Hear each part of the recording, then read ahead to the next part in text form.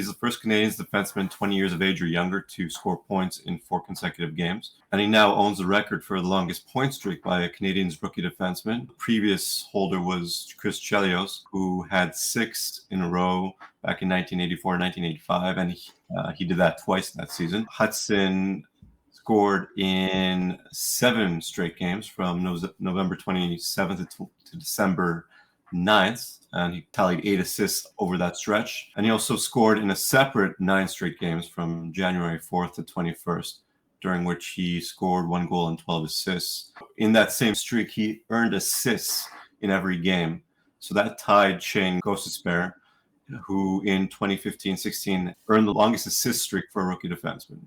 So he's basically etched his name in the NHL history books.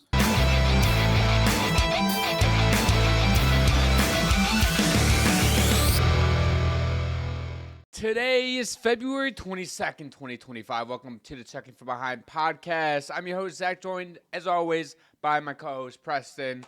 Today is a fun episode. We have a guest talking about the Montreal Canadiens coming with you, but we have a few things to talk about.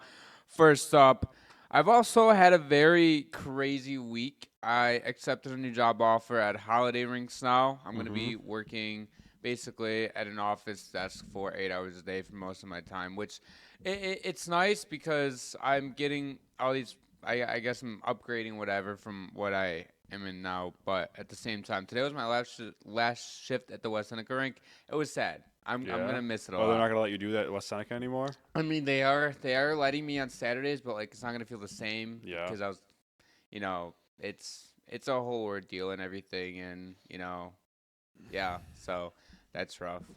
Played in my first. Oh yeah, how'd that go last night? Yeah, it went good. I was subbing for a team and they got smacked. Did you score? Nope. I think we lost like 8-1 or 9-1 or something like that. But I played with one of my buddies, Matt, who I also work with. But it was fun though. The first period was a feeling out process. You keeping up with them? Yeah, I definitely kept up with them.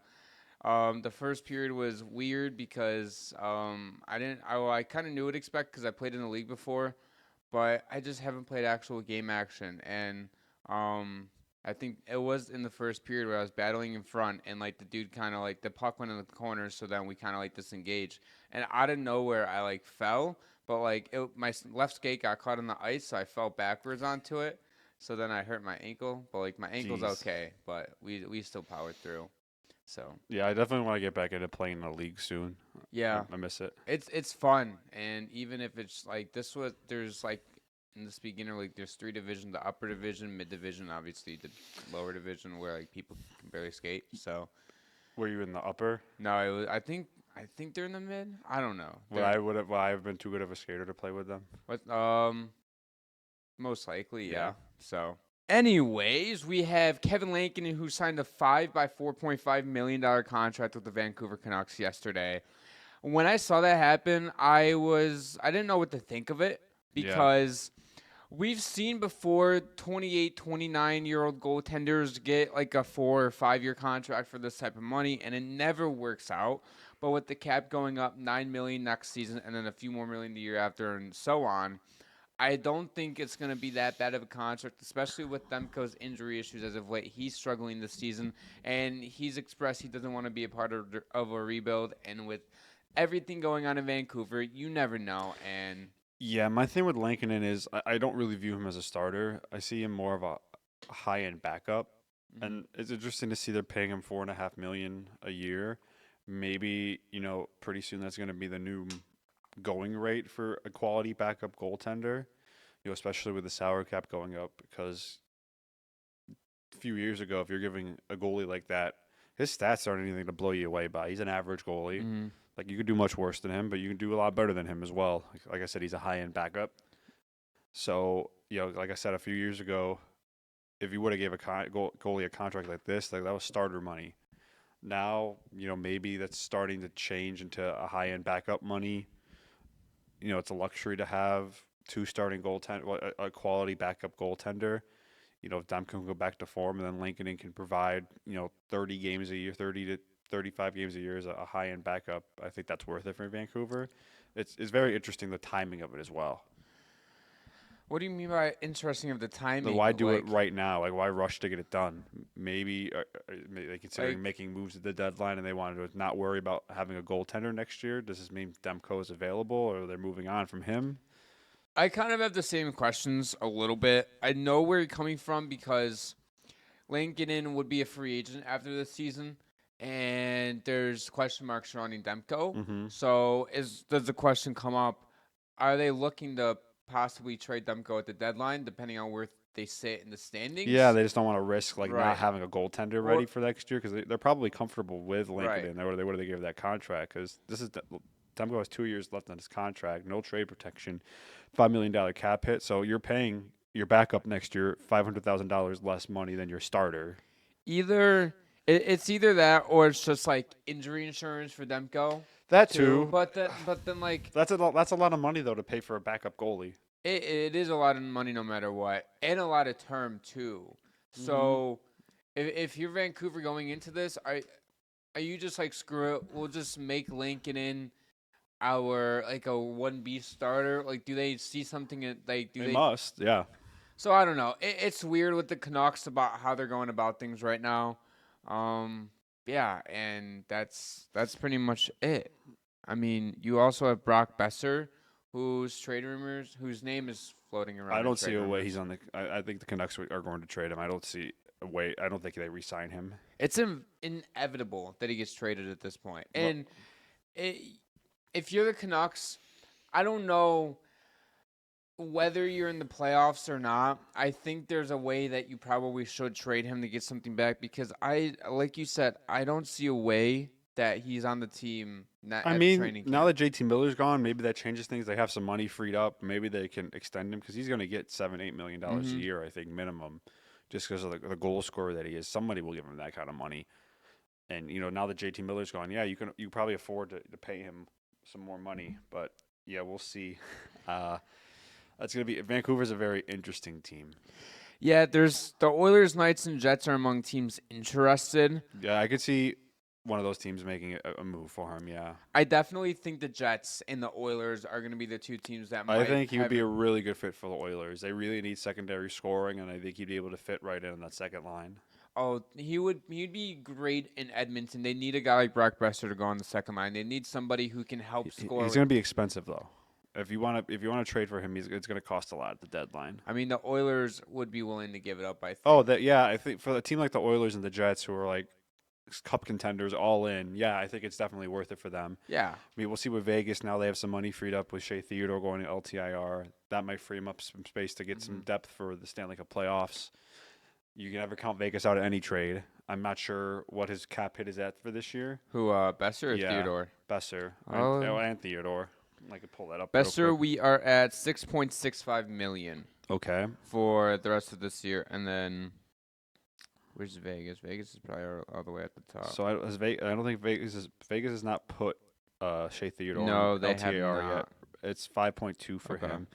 They have about $3 million in cap space right now, so that will bring it up to about 8. But they do have William Karlsson coming back at some point this year. How much is he making? 6? 5.9. Okay. So they got to find a way to make the money. Where I think that trade could still happen if you find a third team, maybe broker the trade, maybe eat some of the dead cap, or Vancouver, you pay a little bit more for Vancouver to eat some of the dead cap.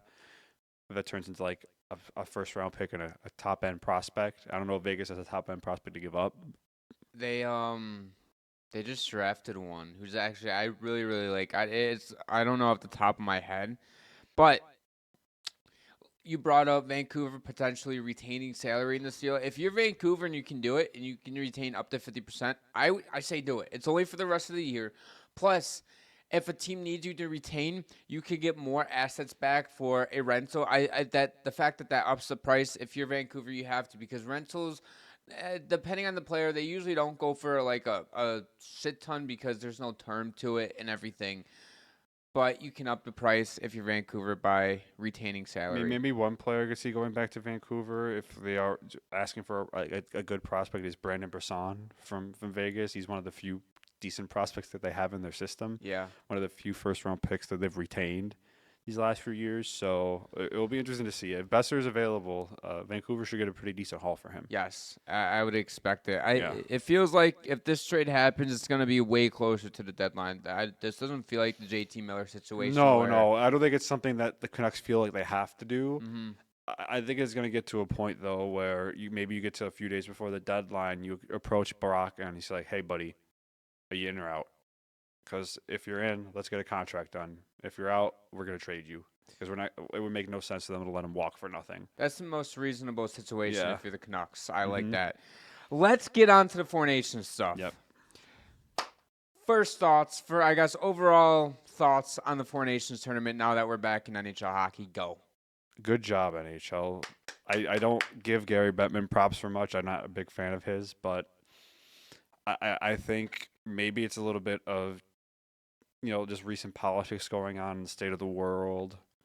And, given the failure of like the NBA All-Star game, that kind of inflated the eyes on especially the Canada-US game. But I thought the players did a great job rising to the occasion of the hype that was around these games. And I've seen people talk about hockey that I've never seen talk about hockey. Like, I'm seeing them talk about it on First Take with Stephen A. Smith, they never ever talk about hockey unless they're forced to, and they were choosing to talk about hockey. I watched the Rich Eisen show. He's like 99% about football, and he had a whole segment talking about hockey, which is a big deal. I could tell he's a new hockey fan because he's saying he loves cheering for the Kachucks. Yeah, I love that. He must be new here. Yeah, he must be really, really new. Yeah, I love that from him. I mean, we could cheer for him when they're playing on the same team for your country, but when I'm playing against Brady Tkachuk or Matthew Tkachuk, I'm not exactly happy I'm playing against them. Yeah. I'm cheering for them. But it was really cool, and I think a lot of people that never watched hockey before were able to watch that game. I hate to disappoint you, but not every game's going to be that intense as Canada USA. Not every game's going to have that kind of tension and all the eyes on it like that game. But I hope they stick around, watch some more games, and maybe become a fan for life. That's great for business in the NHL too, and whether you tune into some regular season games on the stretch, because from this point on, I think this is the best time for newer NHL fans to tune in, because there's the playoff races going on. And I remember at the playoff race last year when I was really trying to start watching hockey with creating content and everything. It was exciting. Even though it felt like every Eastern Conference team was losing, when they would face each other, there was some tension. Well, I remember last year, like the last day of the season, where we had Detroit, Philadelphia, and Washington all battling for that last playoff spot. And Detroit had that crazy game where they looked like they were done, and they came back and won in overtime. And then Philly pulled the goalie, and they pulled the goalie. Well, I forgot they were tied, and they pulled the goalie. And that ended up screwing Detroit out of the playoffs, and then Washington ended up getting in. And that all happened at the same time, which was the craziest thing. So then when Philly lost that game for Detroit became meaningless. But they didn't know it, and they still had a crazy come from behind win. It was just a crazy circumstance. Imagine being on that Detroit team, not knowing what's going on in that game, winning the game, going back to the locker room, let's fucking go, boys. You look at this, are you fucking serious? And then now you're on social media, it says controversial play by Philadelphia, and they pull their goalie tie. Yeah. I would be Weren't livid. they playing Washington? Yes, they were. Yeah, because Washington just needed a point. Yeah, I mean, I guess it wouldn't have mattered. No, either. I something like that. I think if Washington would have lost in overtime and Detroit would have won, Detroit would have made the playoffs. But Washington ended up bringing in regulation I thought Washington had the tiebreaker over Detroit, so all they needed was a point, because Detroit, I think, was a point behind them. It was something like where Philly pulled the goalie because the only way they possibly made the playoffs is they had to win in regulation, and Detroit had to lose in regulation. Yeah. I remember at that point, because Philadelphia was down by 2 goals late in the game. No, not Philadelphia, Detroit. So Torts pulled the goalie tied, thinking Detroit was losing, and he didn't know that they were tied or had won the game already. Yeah. So, but if you're a new hockey fan, and you're just checking out some other hockey content for a first time because you watched the Four Nations, welcome. Always happy to have new hockey fans here. This is the best time, I think, in a long time to get into hockey. The league's more competitive. than it's ever been. It's not going to be like the NBA or other sports where, players are sitting out on purpose or load managing. They play full force all the time. If you live in a hockey market, I would really encourage you to try to get to a game. It's a completely different experience in person. It's way faster. You can really appreciate more of what you see on TV after seeing in person, because these guys, I think the NHL athletes are the best athletes in the world. The game of hockey, the fact that it's growing, we've all wanted it to grow because the NFL has overtaken everything. The NBA at one point, with all of the older stars the stars that are older now, and even like the MLB at one point was overtaking the NHL. And now with the Four Nations stuff, not only for us hardcore fans that get a break from the All-Star game, now it also draws in newer viewers. And I believe this was the second most watched. Yeah, it was the second most watched hockey game in North America in a decade at 6.5 million viewers. It was the most watched hockey game. Talking about the finals, by the way, for USA Canada. It was the most watched hockey game on ESPN with an average of 9.3 million viewers. It peaked at 10.4. And this was also the second most viewed game in the last decade, behind the 2024 Stanley Cup Finals Game 7. Yeah, I mean, I think this was an easy game for people to get around. Not a whole lot of other sports going on. The NBA was just coming off an All-Star break and a horrible All-Star game. I've heard nothing but bad things about that All-Star weekend.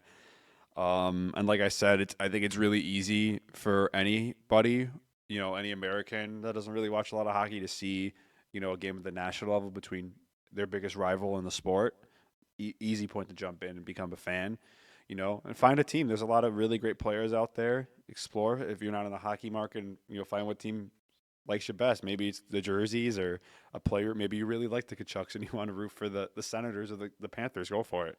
It doesn't matter if you're coming into the NHL. It doesn't matter who you're rooting for. Find a color you like. Find a player you like. Maybe you've been to Anaheim before and you really love their city, and you watch the Four Nations and you're like, shit, I want to follow a team. You like the city, go watch Anaheim. Like, it quite literally doesn't matter. If you want to be Vegas Golden Knights, go ahead. But we're just warning you, everybody hates their fans and players. So yeah, do that with caution.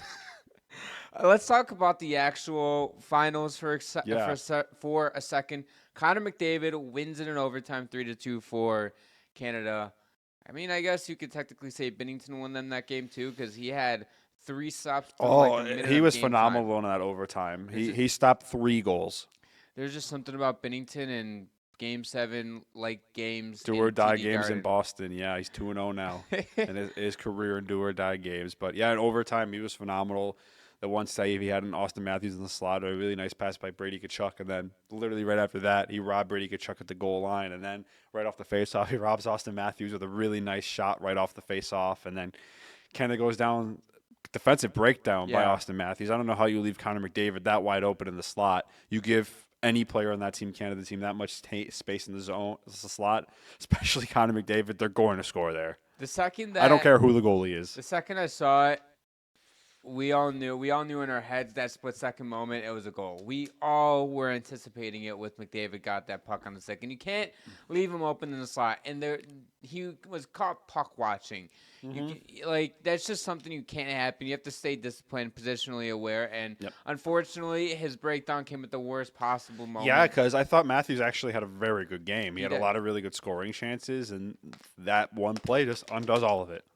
It was one of the only games I felt like Matthews showed up to, and it's unfortunate because now he's 0-7 in Game 7 like situations. So, yeah, the Toronto blood in him. Yeah, somebody said that he shouldn't have been captain for that reason, which I thought was that's silly. Yeah, he's probably captain because he's the best American player in the league. He is. That's what blew why. And he's a great leader too. Yeah, he's the captain of the Toronto Maple Leafs. Yeah, there's a lot of pressure that comes with that. I would say probably the team that has the most eyes in the NHL. It's either them or Montreal, where they're getting scrutinized every day, no matter what. I'd say Toronto's probably worse now than Montreal because Toronto has expectations.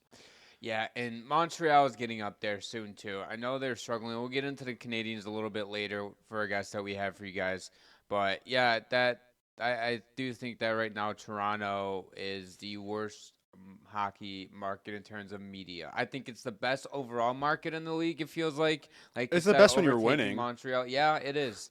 It is. The second that you start losing, the market becomes toxic Well, as hell. that's been the issue with Toronto the last few years. Though they're always winning during the regular season, and they shit the bed in the playoffs. Yeah, that's And I also mean, true. I can't blame the media for being hard on them. It's hard to trust a team that year after year after year just find different ways to blow series. And you have a 60 goal scorer, you have an 80 assist guy, you have a 100-point guy, and you just can't find ways to make a deep playoff run at this point. Thank you guys for sticking with us to the end of our segment. We're now going to move into a short little interview we did with a Montreal Canadiens reporter for the Hockey Writers. If you're a Montreal fan, stick around. If you want to learn more about the Canadiens, stick around. We got a good interview coming up for you guys. In today's episode, we're proud to have Ryan Szporer from the Hockey Writers. He covers the Montreal Canadiens. Ryan, thank you for joining us tonight. I know it's a little bit late, but nonetheless, though, you're here after a huge Canadiens win. How are you doing today? I'm doing all right, thanks. How are you? Doing good.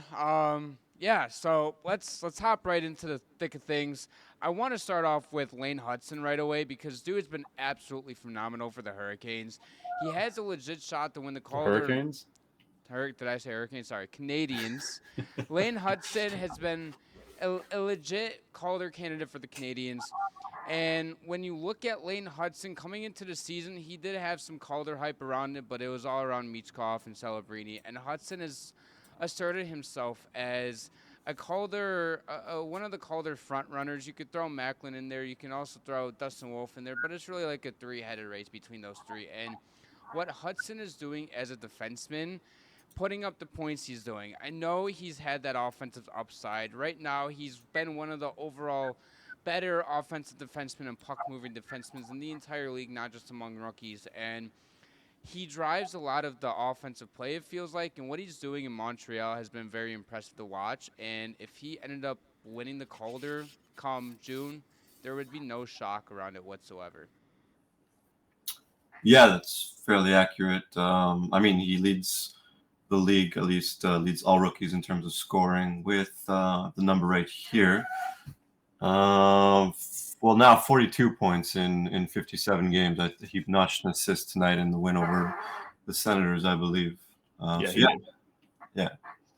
And if Macklin Celebrini is second, and he has 40 points in 45 games, at least entering action tonight. And, obviously Celebrini has played fewer games, so that should be taken into consideration. But just based on what Huston has accomplished this season, like you said, I don't think it would be a shock. I mean, he's the first Canadian. This is just a list of his accolades. He's the first Canadian defenseman 20 years of age or younger to score points in 4 consecutive games. And he now owns the record for the longest point streak by a Canadiens rookie defenseman. The previous holder was Chris Chelios, who had 6 in a row back in 1984 and 1985, and he did that twice that season. Huston scored in 7 straight games from November 27th to December 9th, and he tallied 8 assists over that stretch. And he also scored in a separate 9 straight games from January 4th to 21st, during which he scored 1 goal and 12 assists. So in that same streak, he earned assists in every game. So that tied Shane Szporer, who in 2015-16 had earned the longest assist streak for a rookie defenseman. So he's basically etched his name in the NHL history books.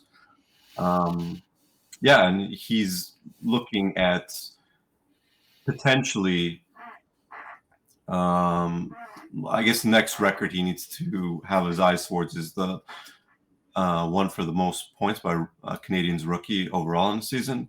That's held by Mats Naslund in 1982-1983 and Kjell Dahlen in 1985-86 with 71.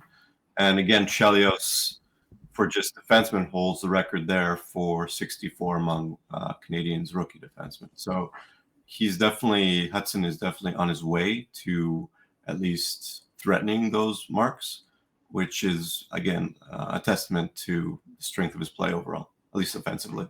And defensively, he's no slouch, but offensively is obviously where his skill is at. Yeah, I think it's really impressive just how good he's been offensively right away. I think the defensive part of it will come, with more experience in the league. I always argue that, I think it's a lot harder to come into the NHL as a rookie defenseman than a forward. You have a lot more responsibility as a forward, a lot less leeway because if you make a couple of mistakes, the puck's in your back of the net, at the back of your net. So, I think just Lane Hudson, he's clearly already got the offensive side of the NHL down. I think the defensive side will come just with more experience. But nonetheless, I think this is the best rookie of the year race we've had in a while. You have three like legitimate candidates. You can make an argument why everyone should win. I think it's starting to kind of turn more into a two-headed race between Celebrini and Hudson. I mean, Michkov is definitely still in that conversation, but I think the argument you can make is like Hudson is doing it as a defenseman, but Celebrini's played like 10 less games than Hudson, so there is that aspect to it too. Only have 2 less points than him in 10 less games as a rookie is also super impressive. I mean, I can't really go wrong with either one of them. Yeah, and what makes it impressive with Lane Hudson is right now he sits in the 91st percentile in overall offense throughout the entire league, and his goals above replacement, he is at an even 6th, and his expected goals above replacement, he's sitting at about 7 to a 7.5. And like you said, Preston, defense, it'll come as he gets more experience in this league because even him coming, I don't think there were any expectations of him coming in and providing a ton of defensive play. Like he's a puck mover for a reason. He's one of their top D men on the team for a reason. And as a 21-year-old, if you're Hudson being a rookie, let's say he's 25, 26. Let's take it 4, 5, 6 years down the line. He could be, if he improves his defensive game, he would be one of the best two-way defensemen in the league who can do it all. And that's the thing about Hudson is this entire team has been so good offensively at times. I know Laine's kind of on a cold spell. Laine, did he record a point in today's game at all? I believe he had a goal. Yeah, he scored. Love it that he got back on the schneid. In 9 games, I believe.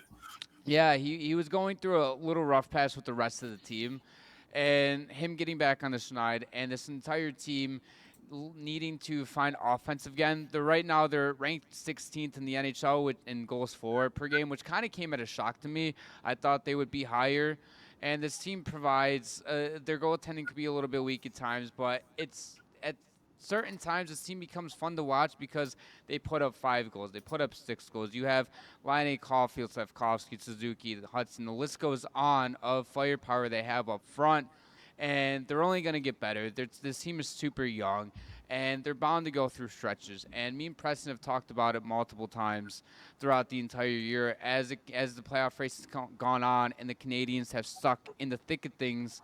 We're like, the Canadiens would be fun in the playoffs with the Columbus Blue Jackets and anything to keep the Boston Bruins out of the playoffs. And if we saw the Canadiens inside the playoffs, let's say they go and play a Florida, or they go and play a Toronto or Washington team. And I'm not saying they pull anything out of their ass because I think this team's goaltending could definitely use some work.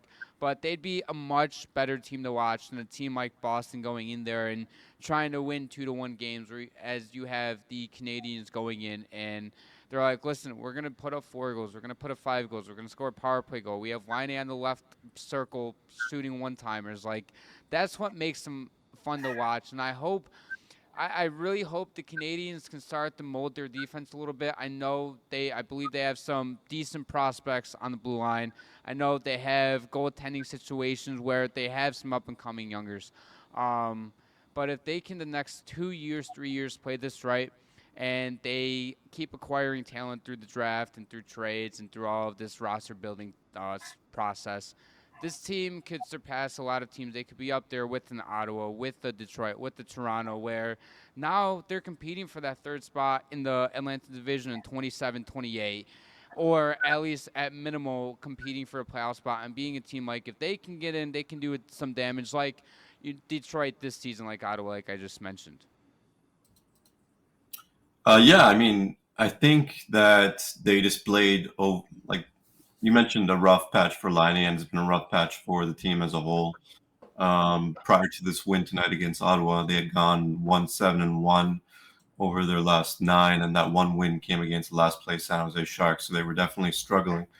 But prior to that, they had been showing how good they can be. From like December 3rd to January 21st, they were 16-6-1, if I have that right. They went on an insane run, and it wasn't just a matter of luck, but like they were showing how they could be sustainably successful because they were outshooting opponents regularly. They were coming back in games. They beat the last 4 Stanley Cup champions in that stretch. And it got to the point where it's like, what else do they have to do to prove themselves? And then all of a sudden they ran into injury issues, and their depth got tested. And unfortunately, that's where we are now, where Emil Heineman, for example, he's only a 4th line forward, but he had been a runner-up to Lane Hudson for Rookie of the Month honors in the entire league in December. And he has he returned today after a car accident in early January. He was a pedestrian and he got hit prior to a game against Utah. And he had like 10 goals and like 7 assists in 41 games. A modestly successful season. But what's key there is that Jake Evans, and Yoel Armia formed an incredible 4th line for the Canadiens. And if you take one cog out of the machine like Heineman, then if you're Martin St. Louis, head coach of the Canadiens, you're kind of struggling to get things back to normal. What they ended up resorting to was putting Michael Pezzetta in. And whereas, you got Heineman playing, I've got the number here. He was playing 11.09 a game, and Pezzetta was playing effectively half that. And it ended up being the case where the Canadiens would end up just benching Pezzetta a few minutes, like a few shifts into the first period. And so the Canadiens would have to they'd be playing with like 11 forwards each game. And you can't, that is not sustainable. And on top of that, Caden Gooley, who's one of their top defensemen, behind Mike Matheson and Lane Hudson in terms of ice time, he suffered a torn quadriceps, I believe.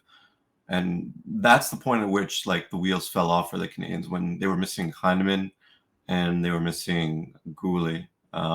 They lost Gooley against the Winnipeg Jets. And even though they had lost 2 straight heading into that game, the game immediately before that loss to the Jets, they lost in overtime to the Devils. And they were down 3-1, and the Canadiens came back to tie it 3-3. So that game could have gone either way.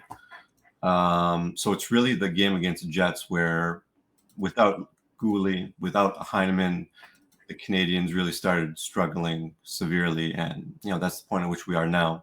Heineman just came back against the Senators, his first game since early January, and Gooley's still out for an indefinite period of time.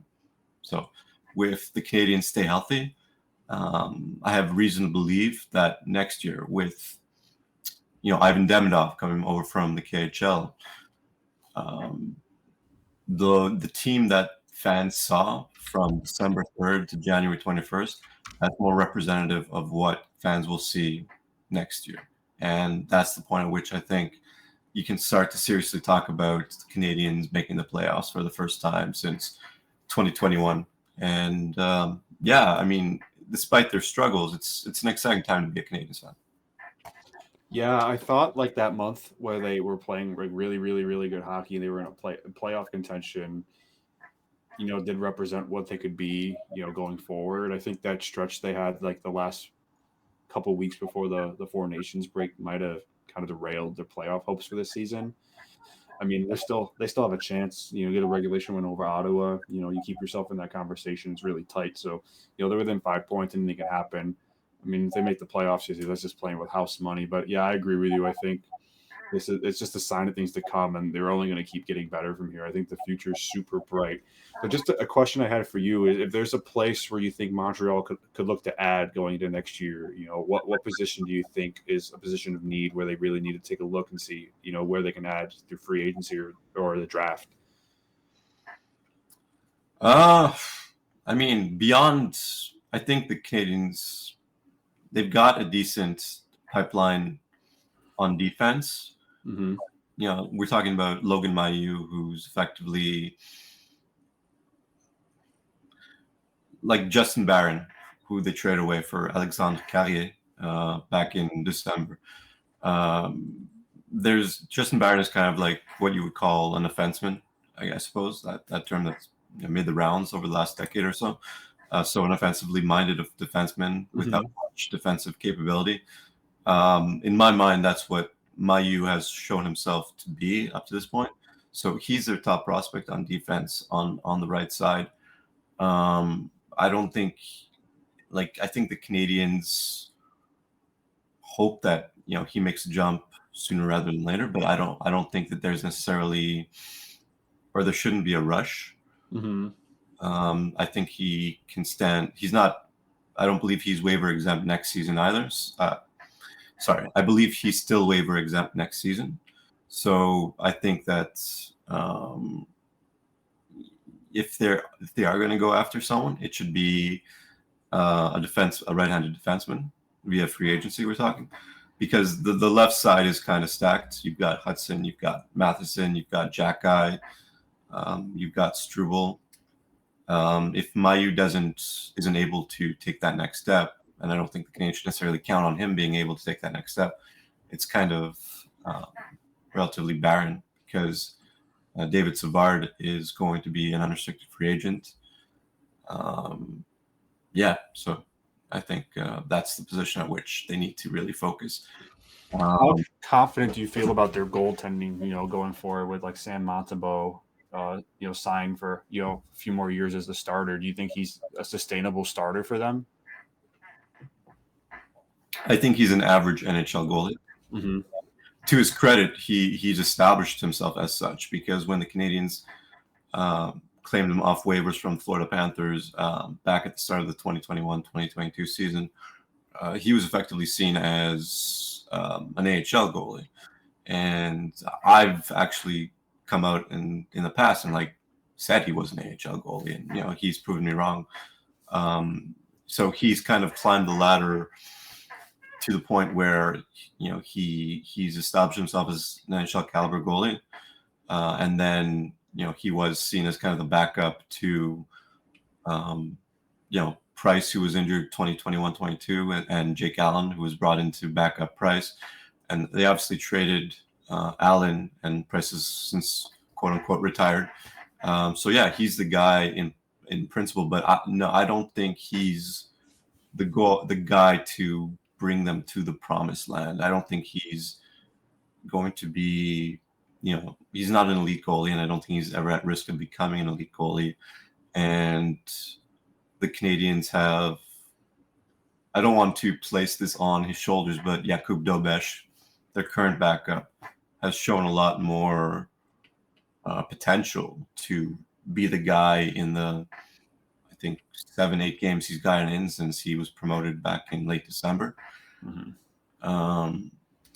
And beyond that, you've obviously got Jacob Fowler, who's one of the most highly touted goaltending prospects outside the NHL right now, or outside the professional ranks right now. I don't think Montembeault is the guy, but I also don't think that goaltending is a concern for the Canadiens moving forward.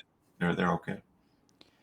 Yeah, when you guys bring up goaltending, for example, Sam Montembeault is a nice placeholder until Fowler and until Jakob are ready. And coming into this offseason, we talked a little bit about Caden, about how he's a young goaltender and how he could potentially be the goaltender of the future. And I ended up I don't know how you feel about him, Ryan, but I got bashed for saying where I didn't feel like he was up to the status of maybe a Jacob Fowler.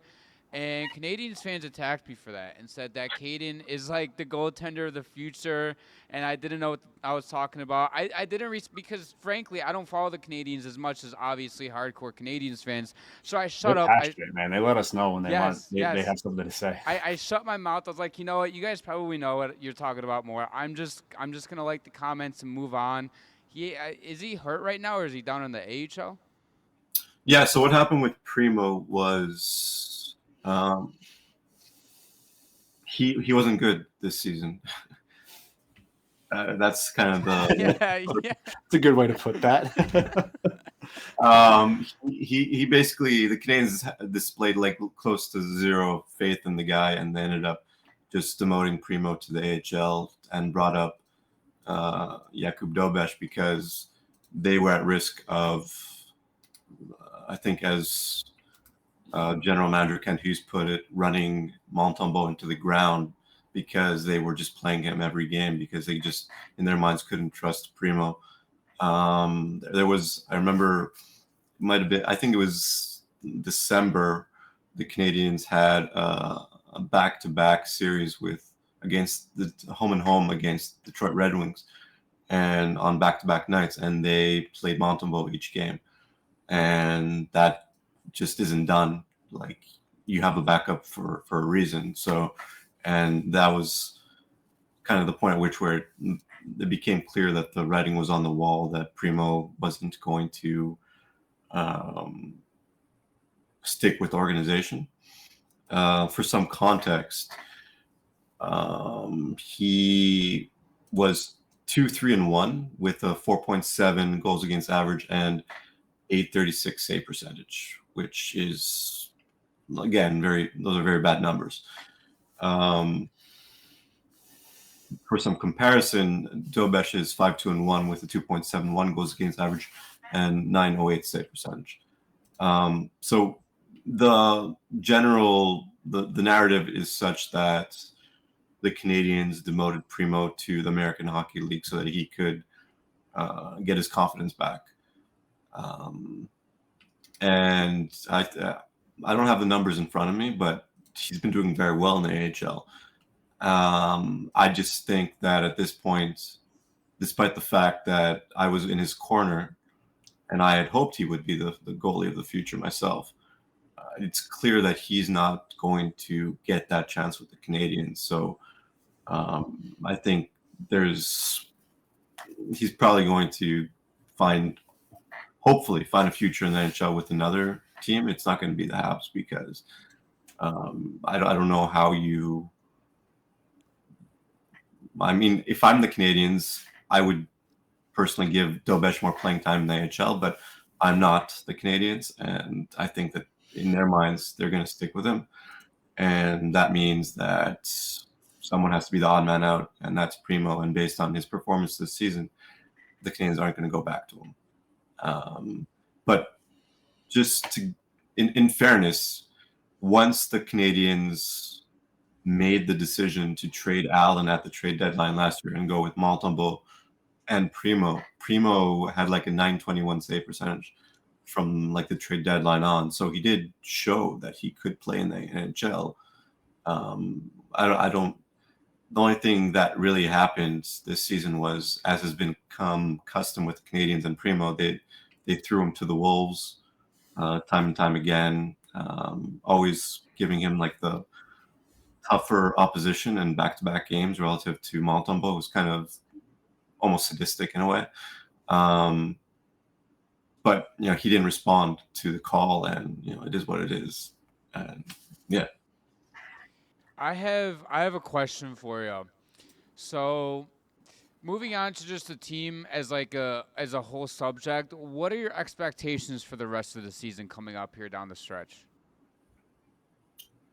I think that in a way, this bad stretch that they just suffered through, hopefully it's at an end now that they've beaten the Senators. But I think it was kind of the best thing that could have happened because, I look at their pending unrestricted free agents like Jake Evans, Yoel Armia, Christian Dvorak, David Savard. These aren't guys, in my opinion, that you really build around. And like it may still happen, but I don't think so at this point. I think they try and trade those guys at the trade deadline as a result of where they are in the standings.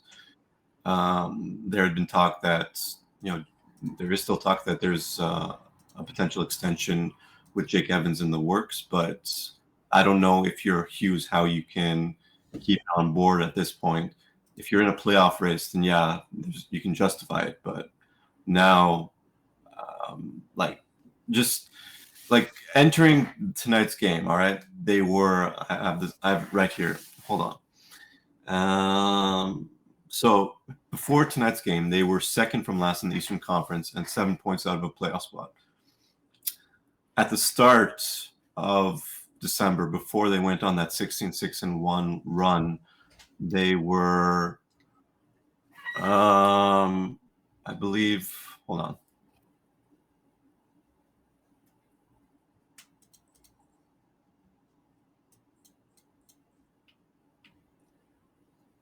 I think they were like 6 points out. So I can't find the number right now, but effectively over the last 2 weeks, when they went before the Four Nations face-off, when they went 1-7-1, they gave back all the goodwill they had accumulated in the standings over the past month and a half. So, like, from a morale standpoint, I don't know how you can rebound from that. Like, after 2 bad weeks, like, all the work you put in after like a month and a half, like, I don't know how you pass all those teams in the standings at this point, because like I said, they were like second from last heading into the game tonight in the Eastern Conference. It's just too huge of an obstacle to overcome, in my opinion. But like I said, there are positives. I think that the team that the Canadiens saw over that month and a half, where they played really well, is representative of how good they can be, and it wasn't a fluke. So I think that it's just a matter of, selling off at the trade deadline, getting whatever you can for those pending unrestricted free agents, and coming back as strong as possible next year. And they're not going to make the playoffs this year, realistically. I've come to terms with that. I think everyone else has too. Next year is the year where they need to make the playoffs, in my mind, and I think it's very possible. This year, according to management, the goal was just to be in the mix. That's what they had said, and I think they've accomplished that. So and in a way, like, this season has already been a success. But yeah, they're not making the playoffs. If you're the Canadiens and you finish the season between the 82 or like 84, 85 point range, that's a massive success. Last season they finished with either 76 or 78 points, last in the Atlantic Division. And coming into the season, you make a big splash by acquiring Laine. Right away, gets hurt in a preseason game. You're like, fuck, we're like screwed. And then the second he comes back, I believe they're at 25 points through what the time period you're talking about before they went on the 16-6-1 stretch. They were last in the Eastern Conference, and then they go on that ridiculous run. They find themselves in the mix in the playoff spot at 1 point, 2 points back. And now, if the Canadiens finish with even, let's say, 80, they finish at 500 exactly, that's a success for a season. You wanted to see some progression from some of these guys, you as a team as a whole, and you see the upside from Huston. You see what the team can look like when Laine gets going and the rest of the guys. And I think overall, as an outsider looking in as the Canadiens, anything that is being semi-competitive, which they have been for most of the season, is a success, and you hit the nail on the head perfectly there. Yeah. That's going to end it for today's episode. Ryan, thank you again for joining us, and let the audience know where they can find you. Yeah, so you can find me on Twitter, or X as it's known now. My handle is my first initial and my last name, so Szporer, RSZPORER. And you can find me at The Hockey Writers. I'm a regular columnist there for the Montreal Canadiens. I try and write every few days or so.